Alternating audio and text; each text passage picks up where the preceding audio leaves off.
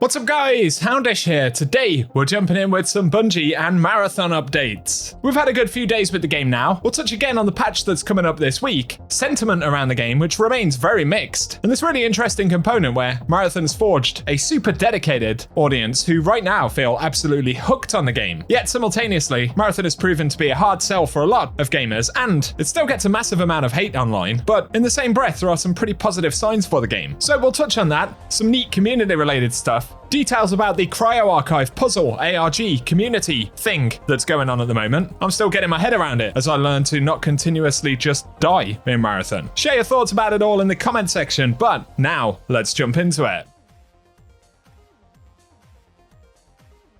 First, for some minor updates from the dev team, they've said we identified an issue where the Twitch sponsored kit acquired from the Twitch drop can inadvertently be deleted if a player's vault is completely full instead of into the overflow, so make sure you have room in your vault before claiming the Twitch sponsored kit from your in-game mailbox. It's crazy coming from Destiny 2 and still being a complainer about vault space. Of course, there are SIAC upgrades that increase how many rows we get in the vault, so keep that in mind, but otherwise they're also investigating a bug where a dummy item is being created for the reward pass. So if you have the premium reward pass, this item isn't necessary to claim your rewards and can be safely sold or discarded. So keep in mind it doesn't have any specific functionality. Outside of that, this week Bungie are dropping a patch for Marathon. They've also said in the near future they're making adjustments to the amount of looks that we earn from a bunch of the bundles to basically allow the bundles to give us the correct amount of looks to actually purchase stuff. Bungie pulled the old trick where you can buy bundles with either too much or too little currency to actually use in the store. So they've taken that feedback, and they promise additional adjustments to Marathon's purchasable cosmetics, generally to improve them. Separately, this week, Bungie have a patch coming for Marathon. I'm not sure what day this will actually drop, but they're increasing the distance that objective nav points appear from 10 to 20 meters, as well as boosting the amount of med cabinets and munitions crates that can spawn on perimeter, and starting ammo in the Mida, Cyberacme, and Arachne sponsor kits. So that's the patch that is coming at some point this week, and I'm sure when we get to patch notes there will be additional changes.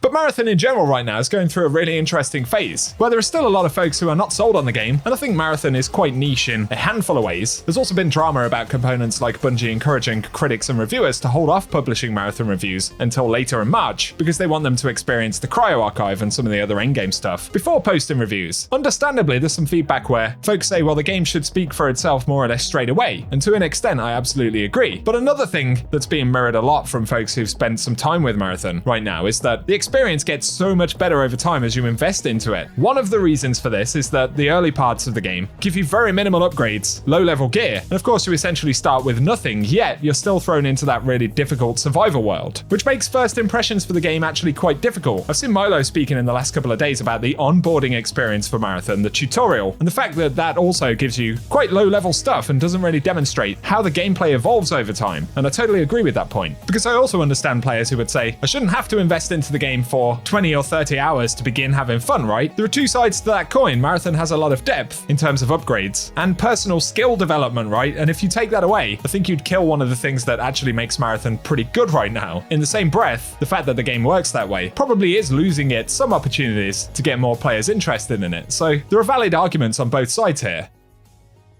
Even Paul Tassie's coming around to it. He said Sony's got to back Marathon for the long term. It's a genuinely good game and has a unique place in the market, with a core fanbase already doing everything from fan art to cosplay, and rare new IP wins on those fronts. But it's pretty brutally hard, and that's part of the reason it stands out. Player base is not going to be mainstream blockbuster level, clearly, but at this point, you have to let one of those survive and build in time. Marathon is a good pick for that. So this sentiment is kind of growing broadly in the community at the minute, and that's been my personal experience with Marathon as well. We see it demonstrated in the player numbers. Of course, it had that initial peak when Marathon dropped last week of 88,000 players. It struggled to really grow from that number. We're only referencing Steam here, I appreciate, but while it hasn't really grown from that position, when you look at the players returning on a daily basis, that count is only like 10,000 less than what the initial peak was, and it's doing that every day, so it's not having massive drop-off in relation to the people that have actually started to engage with it. And yeah, most of these players were sold when the server spam was around, so it demonstrates that Marathon really has the potential to retain players. And I'm not telling someone they should play a game they don't like, but I'm also confident that there are a lot of people that haven't given the game a chance, often for valid reasons as we've discussed, but ultimately they're now missing out on something pretty cool.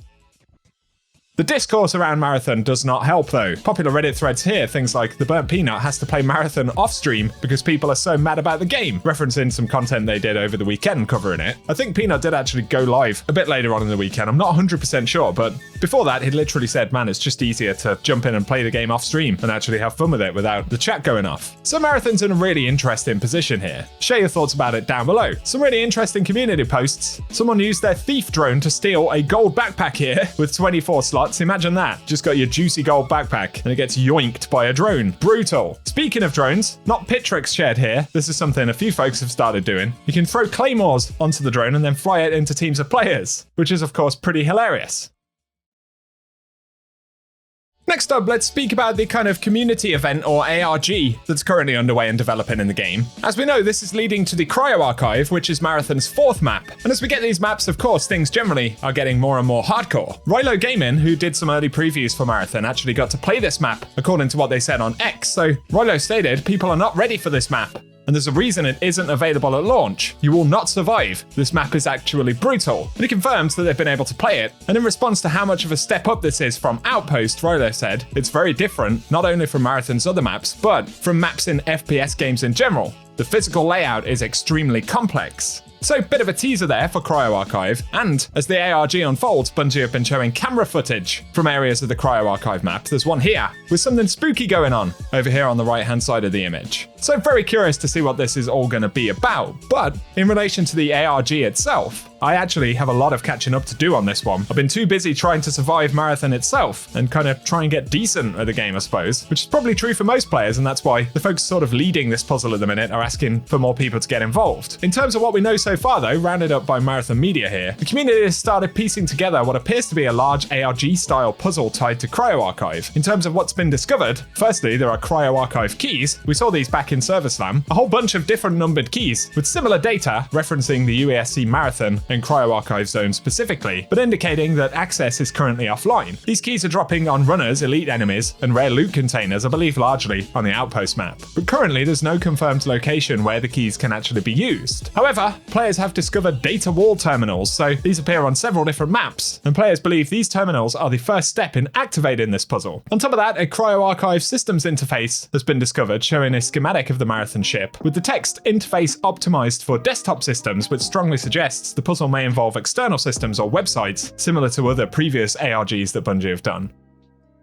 And so players are kind of investigating these wall terminals, extractions on Dire Marsh, anomaly in AI uplink areas and bioresearch complex, based on the hints on the keys and various different sources, to see if anything can be found. And generally, we know that the Marathon ship will be released at some point, and Cryo Archive appears to be a specific map aboard the ship. Yet, the mystery remains. We don't know where the keys are used, or precisely how many keys exists, whether the puzzle is global or individual, or if Cryo Archive is a hidden map, or seasonal unlock. Bungie did say it will drop in the second half of March, so could be any time in the next couple of weeks.